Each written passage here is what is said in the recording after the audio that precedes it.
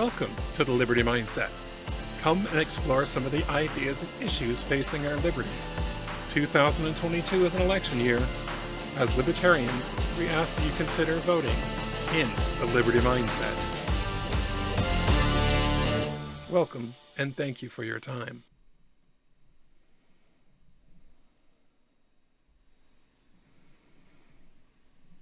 Well, that's very cool. I just found out that the new video feature shows everything flipped, so you can't read my hat.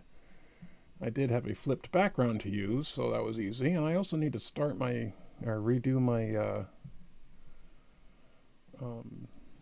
intro, because it's no longer 2022. It's 2023. We're already a month in plus, and I haven't changed my intro. Very bad boy. Welcome, everybody. This is the Liberty Mindset. We are broadcasting live on YouTube and call-in, and we're going to be going into Chapter 2 of Planned Chaos. And later, this will be converted into a podcast that will be available, a video podcast that will be available on video on Spotify. And I bet you that's going to be reversed too, kind of think of it.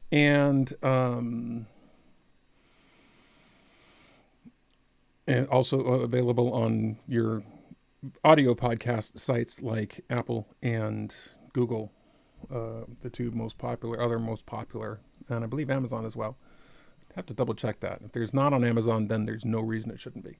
You can also catch me on Substack now at gregorh@substack.com, where I post a link to these episodes, and I also comment on them a bit and a little bit more about what we're reading, a little more about what I think. But today we're reading from Chapter 2 from Planned Chaos by Ludwig von Mises. It was written in 1947 and revised in 1949. And we're going to be reading from that Chapter 2. It's going to be a little bit longer read than last time, just because there's a few extra pages in here. So... yep, see, backwards. Very cool.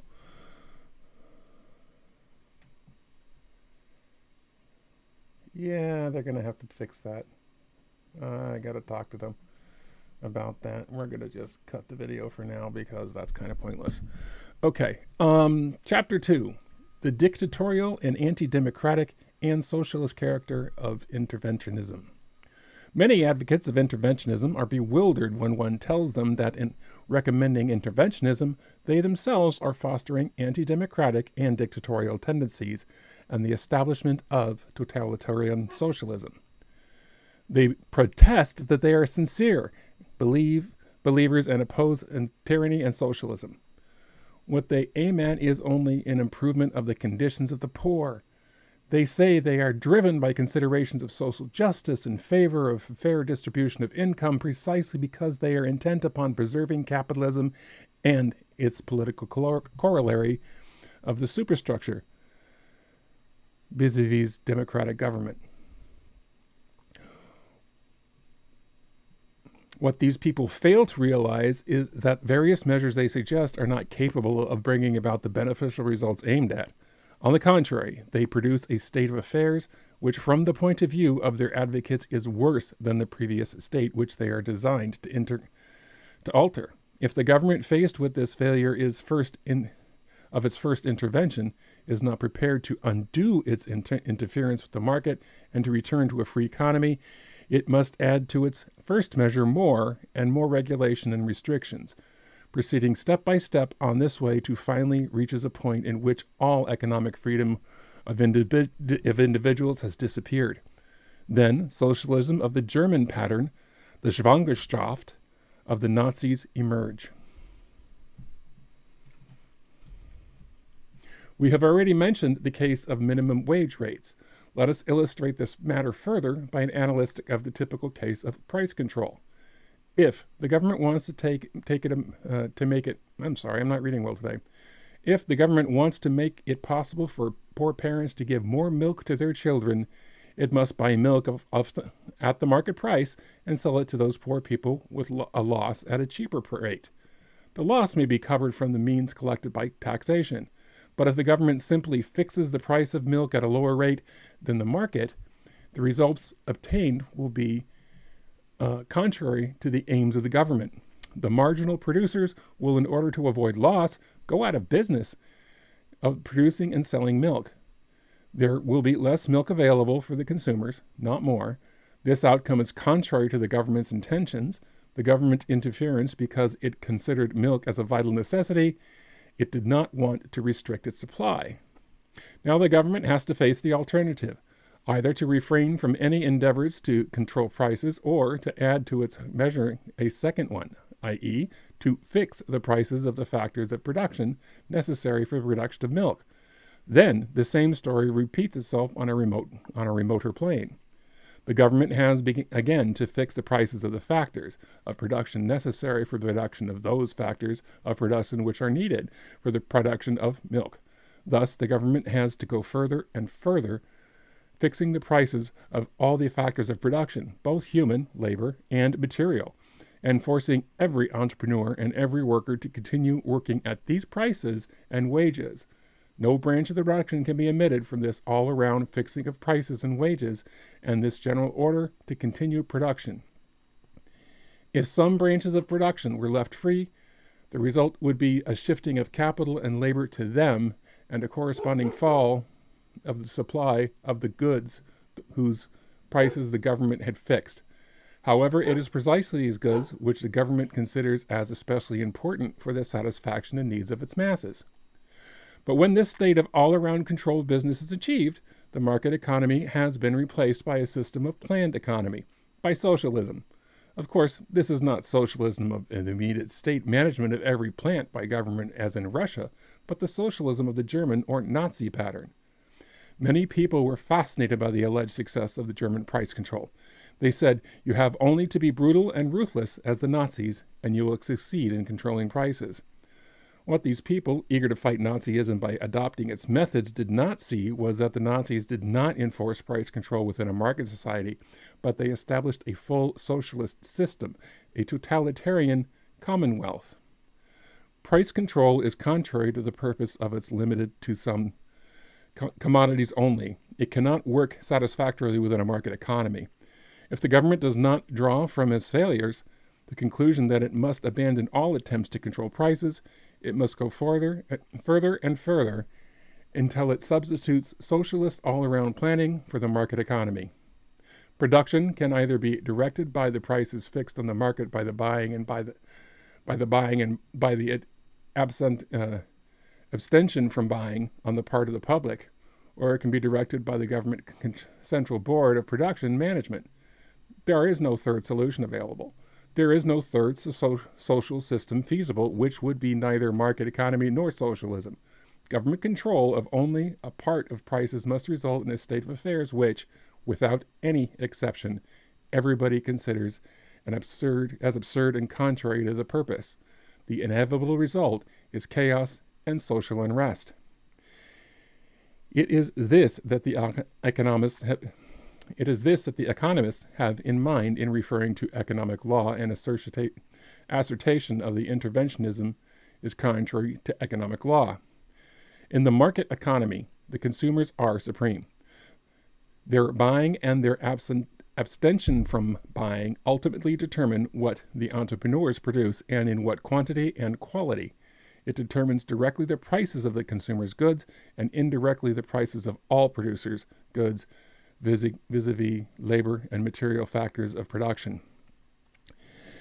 It determines the emergence of profits and losses and the formation of a state of interest. It determines every individual's income. The focal point of the market economy is the market, i.e., the process of the formation of commodity prices, wage rates and interest rates and their derivatives, profits and losses. It makes all men in their capacity as producers responsible to the consumers. This dependence is direct with entrepreneurs, capitalists, farmers, and professional men, and indirect with people working for salaries and wages. The market adjusts the efforts of all those engaged in supplying the needs of the consumers or the wishes of those for whom they produce.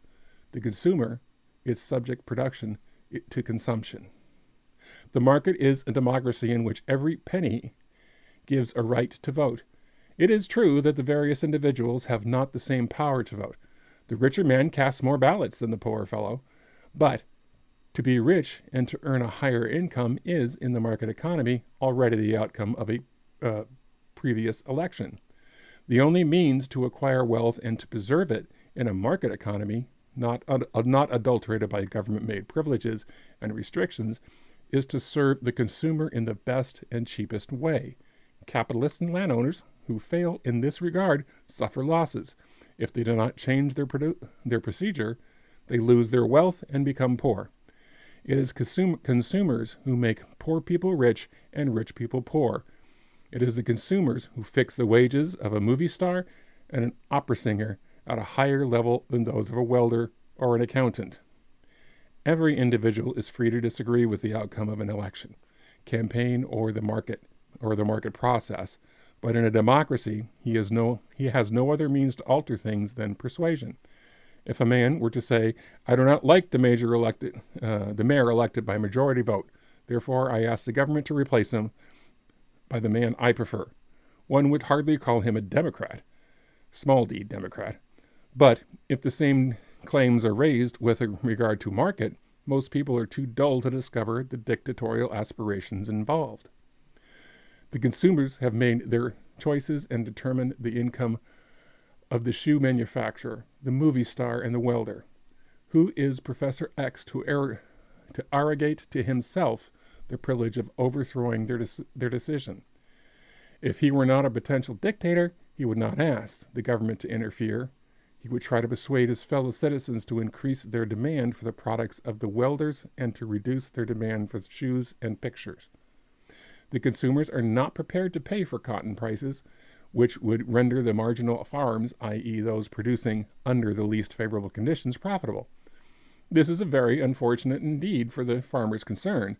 They must discontinue growing cotton and try to integrate themselves in another way into the whole production. But what shall we think of the statesman who interferes by compulsion in order to raise the price of cotton above the level it would reach on the free market? What the interventionist aims to do is the substitution of police pressure for the choice of the consumers.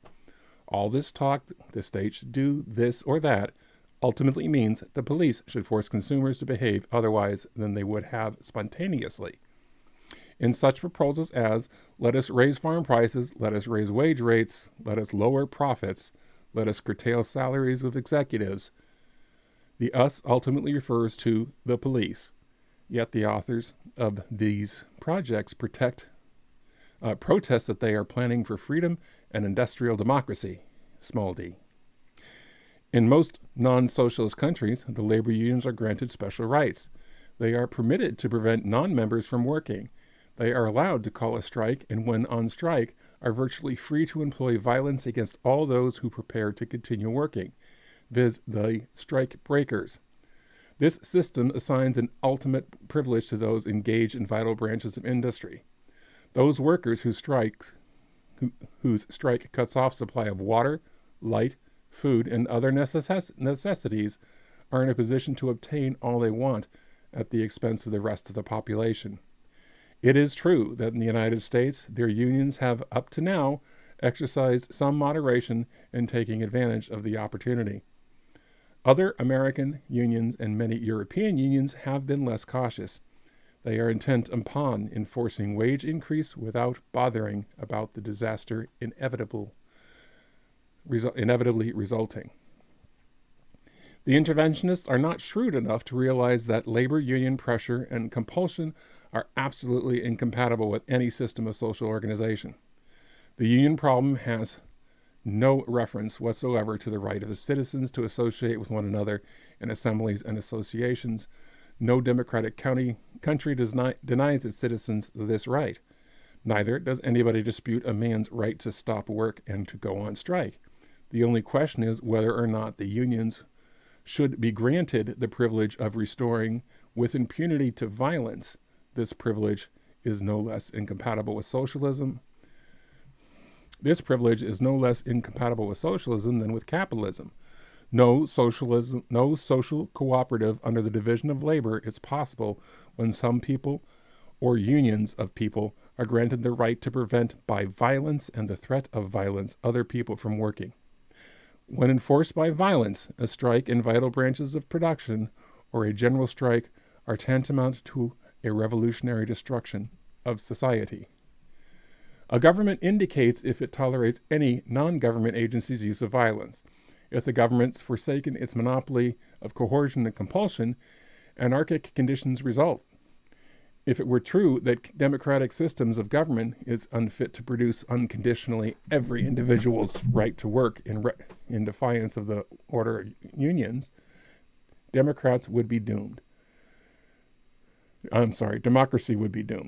Then dictatorship would be the only means to preserve the division of labor and to avoid anarchy. What generated dictatorships in Russia and Germany was precisely the fact that the mentality of these nations made suppression of union violence unfeasible and under democratic conditions. The dictators abolished strikes and thus broke the spine of labor unionism. There is no question of strikes in the Soviet Empire. It is illusionary to believe that arbitration of labor disputes would bring the unions into the framework of the market economy and make their functioning compatible with the preservation of domestic peace. Judicial settlement of controversies is feasible if there is a set of rules available according to which individual case can be judged. But such a code is valid and its provisions are applied to the determination of the height and wage of rates. It is no longer the market which fixes them, but the code and those who legislate with regard to it. Then the government is supreme and no longer the consumer buying and selling on the market. If no such code exists, a standard according to which controversy between employer and employees would be decided is lacking. It is vain to speak of fair wages in the absence of such a code. The notions of fairness is nonsensical if not related to an established standard. In practice, if the employers do not yield to the threats of the unions, arbitration is tantamount to the determination of wage rates by the government-appointed arbitrator. Peremptory authoritarian decision is substituted for the market price. The issue is always the same, the government or the market. There is no third solution. Metaphors are often very useful in elucidating complicated problems and making them comprehensible to less intelligent minds, but they become misleading and result in nonsense if people forget the very comparison is imperfect. It is silly to take metaphorical idioms literally and to deduce from their interpretation features of the object from one wish to make more easily understandable by their use. There is no harm in the economist's description of the operation of the market as automatic and in their custom of speaking in the anonymous forces operating on the market. They could not anticipate that anybody would be so stupid as to take these metaphors literally. No, quote, automatic, end quote, or, quote, anonymous forces actuate the mechanism for the market. The only factors directing the market and determining prices are purposive acts of men. There is no automatism. There is no automatism. There are men consciously aiming at ends chosen and deliberately restoring to definite means for the attainment of these ends. There is no mysterious mechanical forces. There is only the will of every individual to satisfy the demand for various goods. There is no anonymity. There are you and I and Bill and Joe and all the rest, and each of us is engaged in both in a production and consumption. Each contributes his share to the determination of prices. The dilemma is not between the automatic forces and the planned action. It is between the democratic process of the market, in which every individual has his share, and the exclusive rule of the dictatorial body. Whatever people do in the market economy is the execution of their own plans. In this sense, every human action means planning. What those calling themselves planners advocate is not the substitute of planned action for the letting things go. It is the substitution of the planner's own plan for the plans of his fellow men. The planner is a potential dictator who wants to deprive all other people of the power to plan and to act according to their own plans. He aims at one thing only, the exclusive, absolute preeminence of his own plan. And I just lost my place.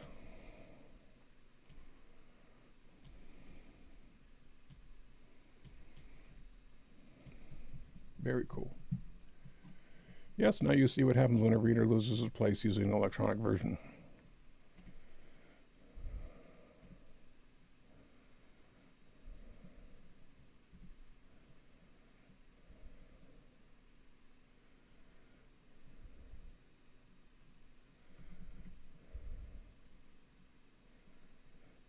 And I'm almost there.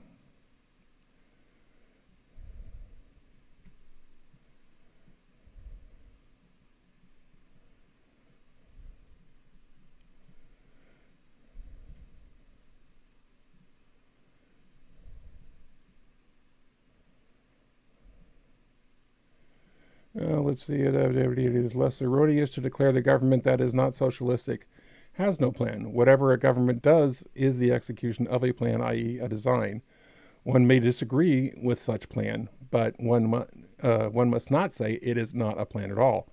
Professor Wesley C. Mitchell maintained that the British liberal government planned to have no plan. However, the British government in the liberal age certainly had a definite plan. Its plan was private ownership of the means of production, free initiative, and market economy. Great Britain was very prosperous indeed under this plan, which, according to Professor Mitchell, is, quote, no plan. The planners pretend that their plans are scientific and that they cannot be disagreed with in regard to them among well-intended and decent people. However, there is no such thing as a scientific ought. Science is competent to establish what is. It can never dictate what ought to be and what ends people should aim at. It is, in fact, that men disagree in their values judgments. It is insolent and arrogant for oneself the right to overrule the plans of other people and to enforce them to submit to the plan of the planner. Whose plan should be executed? The plan of the CIO or those of any other group? The plan of Trotsky or that of Stalin? The plan of Hitler or that of Strasser? When people were committed to the idea that in the field of religion only one plan must be adopted, bloody wars resulted, with the acknowledgement of the principle of religious freedom. These wars ceased. The market economy safeguards peaceful economic cooperation because it does not use force upon the economic plans of the citizens. If one master plan is to substitute for the plans of each citizen, endless fighting must emerge. Those who disagree with the dictator's plan have no other means to carry on than to defeat the despot by force of arms. It is an illusion to believe that a system of planned socialism could be operated according to democratic methods of government. Democracy is inexorably linked with capitalism. It cannot exist where there is planning. Let us refer to the words of the most eminent of the contemporary advocates of socialism. Professor Harold Lasky declared that the attainment of power by the British Labour Party in the normal parliamentary fashion must result in a radical transformation of parliamentary government. A socialist administration needs guarantees that its work of transforming would not be disrupted by repeal in the event of defeat of the polls. Therefore, the suspension of the Constitution is inevitable. How pleased would Charles I and George III have been if they had known the books of Professor Lasky? Sidney and Beatrice Webb, Lord and Lady Passfield, tell us that in, quote, in any corporate action, a loyal unity of thought is so important that if anything is to be achieved, public discussion must be suspended between the promulgation of the decision and the accomplishment of the risk, end quote. Whilst, quote, the work's in progress, end quote, any expression of doubt or even fear of the plan will be successful is, quote, an act of disloyalty or even treachery, end quote. Now, as a process of production never ceases and some work is always in progress and there is always something to be achieved, it follows that a socialist government must never concede any freedom of speech and the press. Quote, a loyal unity of thought, end quote. What is a high-sounding circumlocution of the idea of Philip II and the Inquisition? In his regard, another eminent admirer of the Soviets, Mr. T.G. Crowther, speaks without any reserve. He plainly declares that Inquisition is, quote, beneficial to science when it protects a rising class, end quote, i.e. when Mr. Crowther's friends resort to it. Hundreds of similar dicta could be quoted. In the Victorian age, when John Stuart Mill wrote his essay on liberty, such views as those held by Professor Losky, Mr. and Mrs. Webb, and Mr. Crowther were called reactionary. Today, they are called progressive and liberal.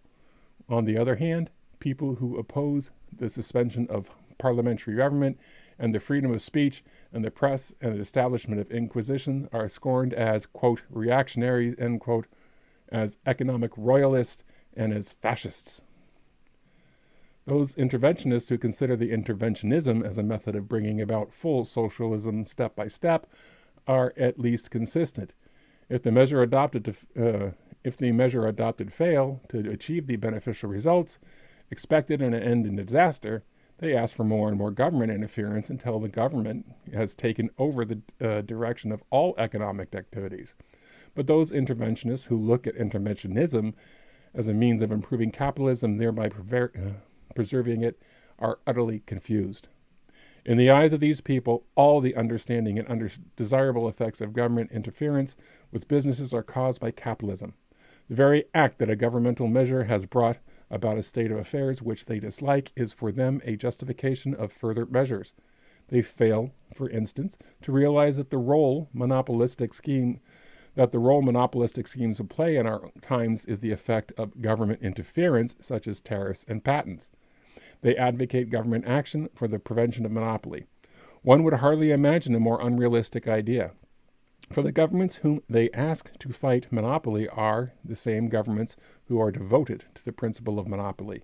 Thus, the American New Deal government embarked upon a thorough-going monopolistic organization of every branch of American business by the National Retail Act, and aimed at organizing American farming as a vast monopolistic scheme, restricting farm output for the sake of substituting monopoly prices for the lower market prices. It was a party to various international commodity control agreements, an undisguised aim which was to establish international monopolies of various commodities. The same is true of all other governments. The Union of Soviet Socialist Republics was also a part of some of these intergovernmental monopolistic conventions. It is repugnance of collaboration with the capitalistic countries was not so great as to cause it to miss any opportunity for fostering a monopoly. The program of the self-contradictory interventionism is dictatorship, supposedly to make people free, but the liberty it supports to advocate is liberty to do the, quote, right thing, i.e., the things they themselves want to be done.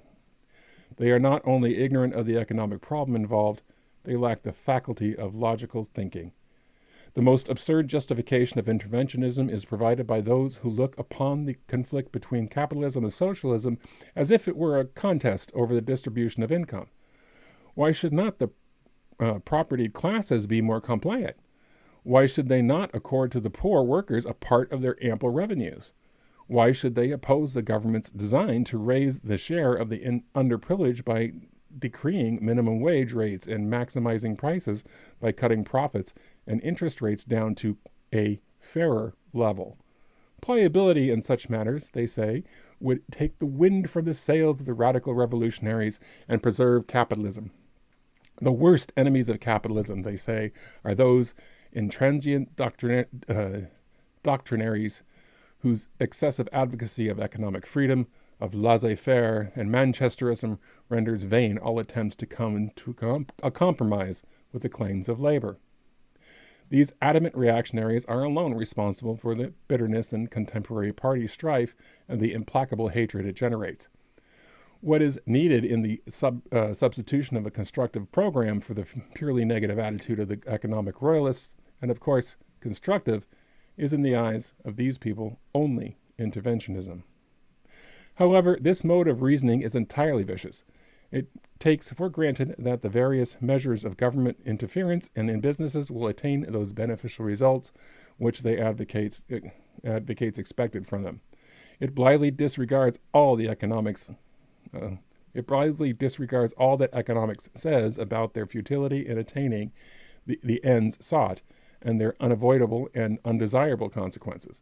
The question is not whether minimum wage rates are fair or unfair, but whether or not they bring about unemployment or a part of those eager to work. By calling these measures just, the interventionist does not refute the objections raised against the expediency by the economists. He merely displays ignorance of the questions at issue. The conflict between capitalism and socialism is not a contest between two groups of claimants concerning the size and portions of the allotted to each of them, out of a definite supply of goods. It is a dispute concerning what system of social organization best serves human welfare. Those fighting socialism do not reject socialism because they envy the workers the benefits the workers could allegedly derive from the socialist mode of production. They fight socialism precisely because they are convinced that it would harm the masses in reducing them to the state of poor serfs entirely at the mercy of the irresponsible dictators. In this conflict of opinions, everybody must make up the mind and make a definite stand. Everybody must side either with the advocates of economic freedom or with those of totalitarianism, socialism. One cannot evade this dilemma by adopting an allegedly middle-of-the-road position, namely interventionism, for interventionism is neither middle way nor a compromise between capitalism and socialism. It is a third system. It is a system the absurdity and futility of which is agreed upon not only by all economists, but even by the Marxians. There is no such thing as excessive advocacy of economic freedom. On the one hand, production can be directed by efforts of each individual to adjust their conduct so as to fill the most urgent wants of the consumers in the most appropriate way. This is the market economy. On the other hand, production can be directed by authoritarian decree. If these decrees concern only from some isolated items of the economic structure, they fail to attain the ends sought, and their own advocates do not like their outcomes. If they come up with an all-around regimentation, they mean totalitarian socialism. Men must choose between market economy and socialism. The state can preserve the market economy in protecting life, health, and private property against violent or fraudulent aggression, or it can itself control the conduct of all production activities. Some agency must determine what should be produced. If it is not the consumers by means of demand and supply on the market, it must be the government by compulsion. Okay, and that concludes chapter 2 on the lovely joys of capitalism.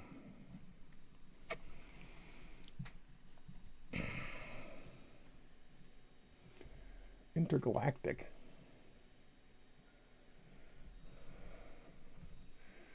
Thank you. Yes, I'm a big intergalactic fan.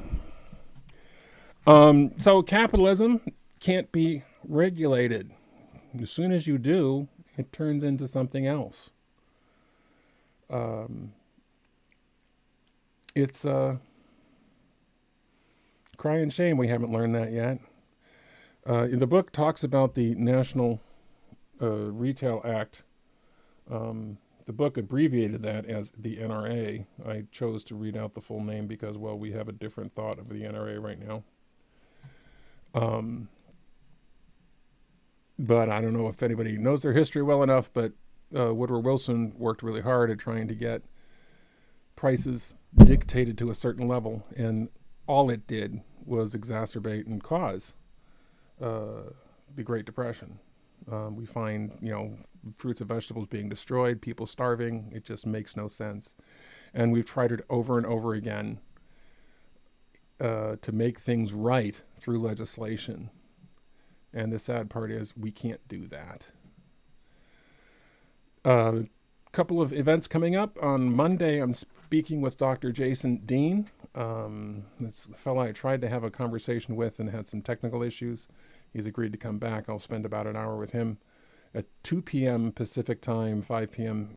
Eastern time here on Call-In and on YouTube.